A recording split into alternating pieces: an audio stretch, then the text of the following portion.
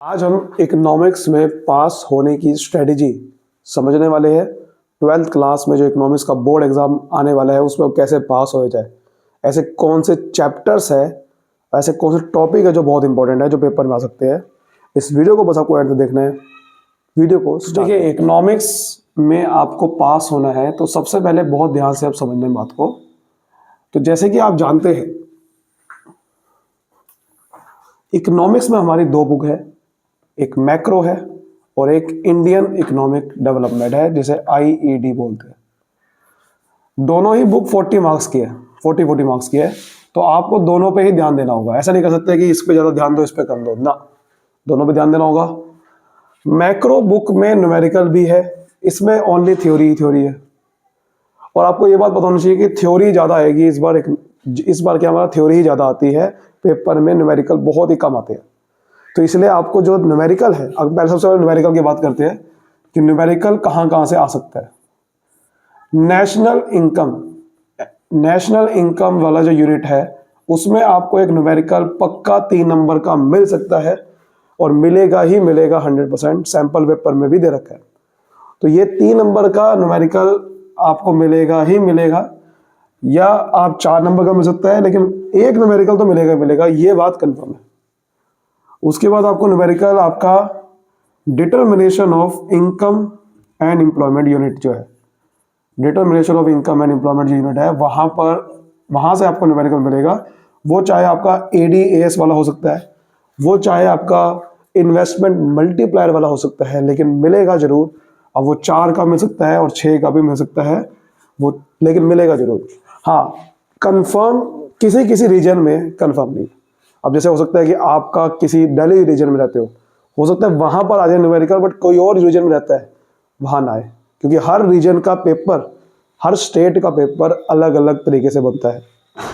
तो इसलिए यह बात कंफर्म नहीं है कि न्यूमेरिकल इसमें से आएगा ही आएगा, लेकिन चांसेस बहुत ज़्यादा है। और एक न्यूमेरिकल आपका जो बनता है वो आपका गवर्नमेंट बजट वाला चैप्टर से बनता है, बट ये भी इस बार कंफर्म नहीं है। इसकी केस स्टडी बल्कि आ सकता है। न्यूमेरिकल देखो 3 से 4 नंबर का ये बन सकता है, लेकिन इस बार इसकी केस स्टडी आने के चांसेस बहुत ज़्यादा है। तो न्यूमेरिकल मैंने पोर्शन बता दिया आपको, न्यूमेरिकल यहाँ से बनेंगे तो आपको न्यूमेरिकल के लिए यहाँ से चैप्टर करना है। लेकिन अगर न्यूमेरिकल नहीं करने तो थ्योरी करनी है आपको। थ्योरी में जैसे कि आपका circular flow of income, national income का जो चैप्टर है वहाँ से बहुत बार क्वेश्चन बनता है, कई बार, बहुत ही ईजी चैप्टर है ये। उसके बाद आपका नेशनल इनकम की बहुत सारी थ्योरी है, नेशनल इनकम के मेथड की थ्योरी है बहुत सारी, वैल्यू एडेड, ठीक है, उसकी थ्योरी है, उसके प्रिकॉशन, वैल्यू एडेड मेथड की फॉर्मूला, प्रिकॉशन, डबल काउंटिंग क्या होती है ये आता है बहुत। इनकम मेथड की थ्योरी है, इनकम मेथड का जो फॉर्मूला है, composition of employees, operating surplus, mixed income, उसमें से कई बार थ्योरी बन सकती है कि बताओ भाई ऑपरेटिंग सरप्लस क्या होता है, ठीक है। इनकम मेथड की थ्योरी बनती है, इनकम मेथड की प्रिकॉशन है। ऐसे ही एक्सपेंडिचर मेथड है, एक्सपेंडिचर मेथड की थ्योरी बनती है। एक्सपेंडिचर मेथड के अंदर की थ्योरी बन सकती है, बताओ भाई ये क्या होता है, ग्रॉस डोमेस्टिक कैपिटल फॉर्मेशन। और क्या आ सकता है इसमें से, आपका GDP और वेलफेयर वाला टॉपिक आता है कि बताओ भाई ये गवर्नमेंट ने ये किया, इस पे GDP पे क्या इंपैक्ट पड़ेगा, इस पे वेलफेयर पे क्या इंपैक्ट पड़ेगा, या फिर GDP से वेलफेयर क्यों नहीं होता। रियल GDP, नॉमिनल GDP, ये क्वेश्चन कई बार बन जाता है, इसके न्यूमेरिकल भी है। रियल GDP, नॉमिनल GDP का न्यूमेरिकल भी है, थ्योरी भी है। ऐसी national income at current price, national income at constant price, बिल्कुल एक जैसा ही टॉपिक है वो। और उसके बाद कि कौन सी आइटम इंक्लूड होती है नेशनल इनकम में और कौन सी आइटम नहीं होती इंक्लूड, ये भी थ्योरी का क्वेश्चन आता है कई बार। ये मैं आपको बता रहा हूँ कि थ्योरी क्वेश्चन कहाँ से बनता है। और क्या बनता है, फैक्टर इनकम ट्रांसफर इनकम में से बनता है थ्योरी का क्वेश्चन, ये अच्छे से कर लो। फैक्टर इनकम, ट्रांसफर इनकम, ये बहुत बनता है। या फिर फाइनल गुड, इंटरमीडिएट गुड वाला क्वेश्चन, ठीक है, फाइनल गुड, इंटरमीडिएट गुड। और इसमें थ्योरी क्या है, बहुत सारी और भी थ्योरी है, जैसे कि gross investment, net investment, NIT क्या होता है, NFIA क्या होता है, उसकी कंपोनेंट क्या है। और थ्योरी क्या बनती है, डेप्रिसिएशन क्या होता है, कैपिटल लॉस क्या होता है। ये जो मैं आपको बता रहा हूँ ये सब थ्योरी है, बहुत ही बढ़िया तरीके से इसको कर लो। नेशनल इनकम की थ्योरी है ये, क्योंकि नेशनल इनकम की जो यूनिट है वो 10 नंबर की आने वाली है, और 10 नंबर का जो यूनिट है उसमें से मैंने बताया आपको एक तो न्यूमेरिकल मिलेगा, बाकी का थ्योरी का क्वेश्चन मिलेगा एक, तो वो कोई से भी बन सकता है थ्योरी का क्वेश्चन, कोई सा भी। मैं आपको बता रहा हूँ चांसेस क्या होते हैं, ये चांसेस बहुत ज़्यादा है, इसके भी चांसेस है, इसके ये जो मैंने जितने में ये लिखे मैंने आपको सामने, इनमें से भी एक थ्योरी का क्वेश्चन बन सकता है, यहाँ से थ्योरी का क्वेश्चन भी बन सकता है। देखो बनने का क्वेश्चन ये है, आपको यूनिट पक्की करनी है, क्वेश्चन कहीं से भी बन सकता है, आपको पूरी अच्छे से पक्की कर लेनी है, ठीक है।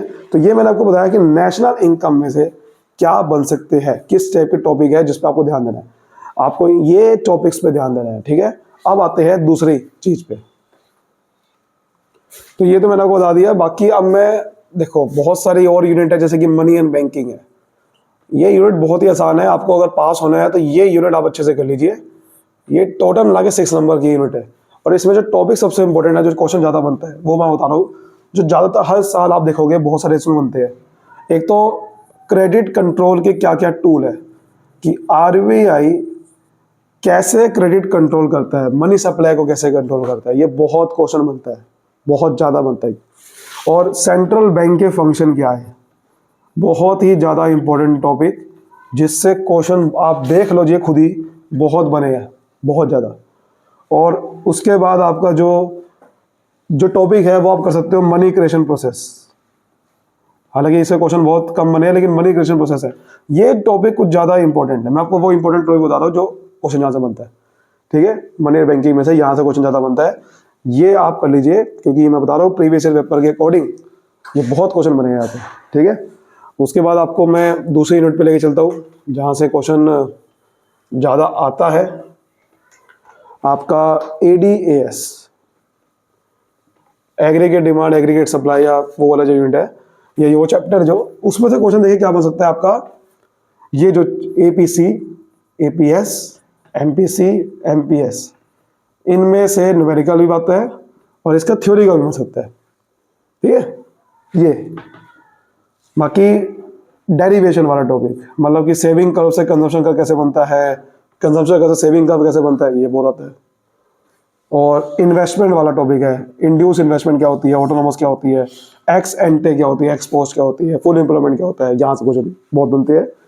उसके बाद मैं आपको और बताऊँ तो अगला चैप्टर जो उसका है एक आपका इक्विलिब्रियम वाला, कि इक्विलिब्रियम कैसे निकालते हैं, तो यहाँ से क्वेश्चन बहुत बनता है कि अगर एडी ज़्यादा हुआ एएस से तो ठीक कैसे करे, एडी कम हुआ एएस से तो ठीक कैसे करे, या फिर इन्वेस्टमेंट ज़्यादा हुई सेविंग से ठीक कैसे करे।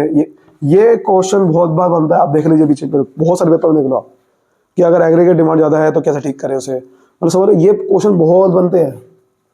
इन्वेस्टमेंट मल्टीप्लायर वाला टॉपिक बहुत इंपॉर्टेंट, यहाँ से न्यूमेरिकल बनता है, और इसका तो एक थ्योरी का क्वेश्चन भी आता है, ये अच्छे से करो। ये है जो मैं आपको बता रहा हूँ जो टॉपिक जहाँ से क्वेश्चन बनते हैं। उसके बाद एक्सेस डिमांड, डेफिसिट डिमांड, बहुत ही इंपॉर्टेंट टॉपिक, क्वेश्चन बनना ही बनना है, वहाँ से बनना ही बनना है, समझिए। जब क्वेश्चन बनना ही बनना है ना, तो बहुत अच्छे से कर लो बस आप इसे। एक्सेस डिमांड, डेफिसिट डिमांड, इसमें इन्फ्लेशनरी गैप, डिफ्लेशनरी गैप, उसका इम्पैक्ट क्या होता है, उसके रीजन क्या होते हैं, और साथ ही साथ अब एक्सेस डिमांड को ठीक कैसे करें। गवर्नमेंट की 2 पॉलिसी होती है, फिस्कल पॉलिसी, मॉनेटरी पॉलिसी, ऐसे डेफिसिट डिमांड का ये टॉपिक आएगा 100%। ये करो ना, पास होना है तो ये करो। मैं बता रहा हूँ आपको, मैं आपको डिटेल में बता रहा हूँ, ये कहते हैं मैं ऊपर से बता दूँ सब कुछ, मैं आपको हर चीज डिटेल में बताने की कोशिश कर रहा हूँ कि यहाँ से क्वेश्चन बनेगा ही बनेगा, कि ये चैप्टर ही बहुत इंपॉर्टेंट है भाई, समझ गए मेरी बात, वेरी गुड। बाकी फिर आप गवर्नमेंट बजट पे इस पर ध्यान देना, गवर्नमेंट बजट के देखो इसमें केस स्टडी आ सकती है, लेकिन इसमें आप ध्यान दो एक तो वो वाले डेफिसिट वाले पे, fiscal deficit, revenue deficit, primary deficit, उस पर ध्यान दो, और बाकी रिसिप्ट और एक्सपेंडिचर वाले पे, कि रेवेन्यू रिसिप्ट, कैपिटल रिसिप्ट और कैपिटल एक्सपेंडिचर, रेवेन्यू रिसिप्ट, यहाँ से क्वेश्चन बनता है बहुत बार। और ऑब्जेक्टिव उसके, गवर्नमेंट बजट के ऑब्जेक्टिव क्या है, ये टॉपिक है सबसे इंपॉर्टेंट। उसके बाद बीओपी से क्वेश्चन, ये तो बीओपी तो बहुत छोटा है, पूरा कर लो इसे। बीओपी और फॉरेन एक्सचेंज मिला के एक क्वेश्चन बनेगा, ये पूरी यूनिट भी 6 नंबर की है, तो यहाँ से बीओपी के चांसेस बहुत ज़्यादा क्वेश्चन बनने के, अच्छे से करो। तो ये तो मैंने आपको बता दिया मैक्रो के बारे में, कि मैक्रो में क्या करना चाहिए।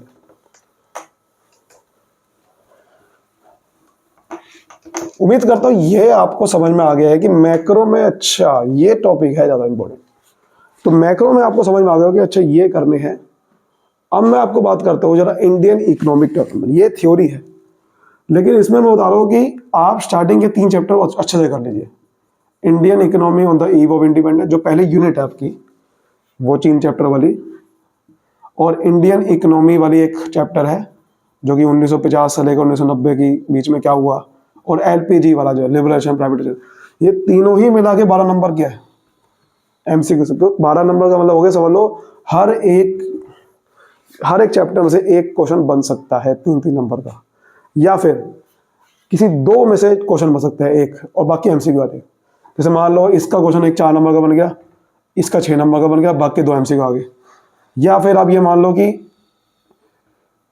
इसमें से क्वेश्चन 3 नंबर का बना, इसमें से क्वेश्चन 4 नंबर का बना, इसमें से बना ही नहीं, बाकी 5 एमसीक्यू आ गए। लेकिन मान लो इसमें भी 3 नंबर का बन गया, तो बाकी 2 एमसीक्यू आ गए, मतलब लेकिन बनेगा ही बनेगा। और मैं आपको बता रहा हूँ पहले चैप्टर में से क्वेश्चन इतना नहीं बनता जितना दूसरे चैप्टर में से, तो बनेगा ही बनेगा, और इसमें से भी बनेगा, इसमें से कंफर्म नहीं है, लेकिन इन 2 चैप्टर से बनेगा ही बनेगा क्वेश्चन। तो ये बहुत अच्छे से कर लो, एलपीजी वाला तो क्वेश्चन आएगा ही आएगा 100%। अब आप पूछोगे टॉपिक क्या है, टॉपिक बहुत सारे हैं, ठीक है। टॉपिक है तो एलपीजी के एडवांटेज क्या हुए थे और डिसएडवांटेज क्या हुए, यानी कि एलपीजी पॉलिसी लाने से क्या नुकसान हुए, क्या फायदा हुए, ठीक है, क्रिटिकल अप्रेजल वाला। और लिबरेशन के पूरे लिबरेशन बहुत बड़ा टॉपिक है, वहाँ से बनता है, WTO से बनता है कई बार, ठीक है, आउटसोर्सिंग से बनता है, जीएसटी से भी बन सकता है, ठीक है। इसमें से तो लैंड रिफॉर्म बहुत इंपॉर्टेंट, इंपोर्ट सब्स्टिट्यूशन बहुत इंपॉर्टेंट, ग्रीन रेवोल्यूशन बहुत इंपॉर्टेंट, गोल और 5 ईयर प्लान, ये है टॉपिक सबसे इंपॉर्टेंट। समझ गए बात को। उसके बाद मेरी रिकमेंडेशन है कि आप सबसे आखिरी चैप्टर जो है इसका, आखिरी यूनिट जो है इंडिया चाइना पाकिस्तान वाली कि कंपैरेटिव डेवलपमेंट ऑफ नेबर्स वाली, वहां से 8 नंबर का चैप्टर है ये पूरा, 8 एक ही चैप्टर, ये करो अच्छे से। ये केस स्टडी में भी आ सकते हैं और ये एक क्वेश्चन भी हो सकता है। क्वेश्चन बहुत ही आसान तरीके से कई बार बनता है, कई बार आपको एक फिगर दे देगा, उसको बस आपको एनालाइज करना है, कई बार ऐसा क्वेश्चन हो जाता है, कई बार आपको सिंपल बनेगा, आपको चाइना के बारे में अच्छे से पढ़ना है और पाकिस्तान के बारे में अच्छे से पढ़ना है, और तीनों का कंपैरिजन वाला जो क्वेश्चन है वो आप अच्छे से कर लीजिए, बहुत आसान चैप्टर, आपको समझ में आ जाएगा बहुत बढ़िया। उसके बाद आप इसके अलावा जो ध्यान दे सकते हो वो है ह्यूमन कैपिटल फॉर्मेशन, बहुत ही आसान चैप्टर है, इसकी केस स्टडी बन सकती है। इसमें तो ह्यूमन कैपिटल फॉर्मेशन के फायदे क्या है, नुकसान क्या है, ठीक है, गवर्नमेंट ने कैसे इसको मेजर करा ह्यूमन कैपिटल को बढ़ाने के लिए, ये क्वेश्चन आता है, ठीक है, ये करो अच्छे से, ठीक है, ये करो आप अच्छे से। और बाकी हाँ, ह्यूमन कैपिटल फॉर्मेशन के सोर्सेज क्या क्या है, वो क्वेश्चन वहाँ से बनता है। एजुकेशन से क्या है, एजुकेशन कैसे बढ़ती है, ट्रेनिंग से कैसे बढ़ती है, हेल्थ कैसे बढ़ती है, ये। बाकी एम्प्लॉयमेंट चैप्टर भी एक है जहाँ से क्वेश्चन बनेगा बहुत आसानी से कि एम्प्लॉयमेंट कौन कौन सी होती है, और उसके बाद हमारे देश में कितने लोग कितने % कहाँ काम करते हैं, क्यों काम करते हैं, कैजुअल लेबर, इनफॉर्मलाइजेशन, ये टॉपिक आता है। सस्टेनेबल डेवलपमेंट से क्वेश्चन बनता है, ऑर्गेनिक फार्मिंग क्या होती है, सस्टेनेबल डेवलपमेंट कैसे होता है, ठीक है, एयर पोल्यूशन कैसे कंट्रोल किया जाए, उसके वो जो एक बोर्ड बनाया था वो वाला CP वाला, तो ये क्वेश्चन आता है। रूरल डेवलपमेंट में से आता है। तो अब मैं आपको बताता हूँ कि अगर आपको सिर्फ पास होना है तो भाई आप देखो ये 3 चैप्टर अच्छे से कर लो और ये कर लो, तब भी आपका काम चल जाएगा, कि 12 और 8 20 नंबर तो यहीं आ गए, 40 में से 20 नंबर यहीं आ गए आपके। फिर उसके बाद आप आसान चैप्टर करने हैं तो ह्यूमन कैपिटल वाला कर लो और एम्प्लॉयमेंट वाला कर लो, और ये भी हो जाएगा आपसे, बस आपका काम हो जाएगा। रूरल डेवलपमेंट में से मेन टॉपिक कर लेना, वो क्या क्या है, जैसे एग्रीकल्चर मार्केटिंग वाला, ठीक है, एग्रीकल्चर मार्केटिंग वाला क्वेश्चन कई बार आ जाता है। बाकी वो वाला टॉपिक इंस्टीट्यूशनल सोर्स और नॉन इंस्टीट्यूशनल सोर्स, कि ह्यूमन कैपिटल के लिए जो क्रेडिट है वो कहाँ से मिलता है, नाबार्ड वाला टॉपिक है, इंस्टीट्यूशन और नॉन इंस्टीट्यूशन, वहाँ से क्वेश्चन आता है। और उसके बाद एक आता है कि जब मतलब कि जो एग्रीकल्चर के अलावा क्या क्या ऑप्शन है एम्प्लॉयमेंट के, उनको वो वाला डेयरी वाला, लेकिन ये टॉपिक सबसे इंपॉर्टेंट है, आप यही कर सकते हो सिर्फ। तो उम्मीद करता हूँ आपको एक आइडिया मिल गया होगा, एक प्लानिंग अब आप मिल गई होगी कि मुझे करना क्या है, क्योंकि ये होना बहुत ज़रूरी है। अब आपको समझ आ रहा है कि भाई मुझे ये चैप्टर्स करने पड़ेंगे, ये है, इन पे ध्यान देना है, अब ऐसे स्टार्ट करूँगा, क्योंकि वरना ये नहीं होगी क्लैरिटी तो आप कुछ भी करोगे फायदा कुछ नहीं है, ठीक है। उम्मीद करता हूँ आपको अच्छे से समझ आएगा। वीडियो को लाइक करिए, सब्सक्राइब करिए, बाकी आप शेयर करिए उन लोगों के साथ जिनको समझ में अच्छे से नहीं आता है। मिलते हैं नेक्स्ट वीडियो में, बाय बाय।